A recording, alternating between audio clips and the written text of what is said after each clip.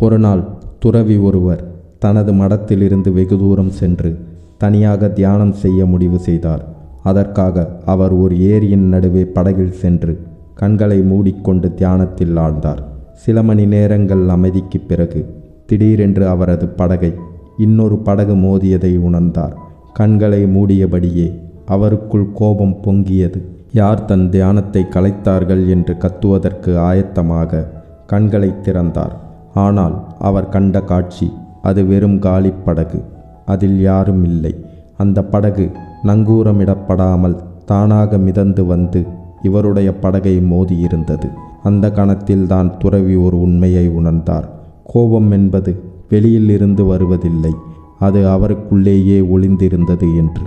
வெளியில் யாரோ ஒருவர் அல்லது எதுவோ ஒன்று அந்த படகைப் போல வந்து அதை தொட்டுவிட்டு போனார்கள். அவ்வளவுதான்.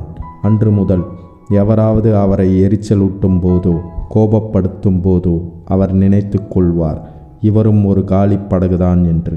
நம் வாழ்க்கையிலும் அதுதான்.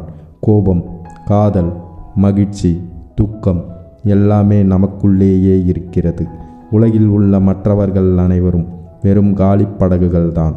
நாம் எந்த உணர்வை வெளிப்படுத்த வேண்டும் என்பதை நாமே முடிவு செய்கிறோம். அடுத்த முறை உங்களுக்கு கோபம் வரும்போதோ சோகம் வரும்போதோ கண்களை மூடிக்கொண்டு இந்த காலிப்படகு கதையை நினைவு கூறுங்கள். அந்த நொடியே உங்களை ஆட்கொள்ளும் உணர்ச்சிகள் அமைதியாகும். இது உங்கள் அஞ்சாதே சேனல். இதே போன்ற பல கதைகளை கேட்பதற்கு சப்ஸ்கிரைப் செய்து கொள்ளுங்கள். புத்தரின் அருள் உங்களுக்கு கிடைக்கட்டும். நன்றி, வணக்கம்.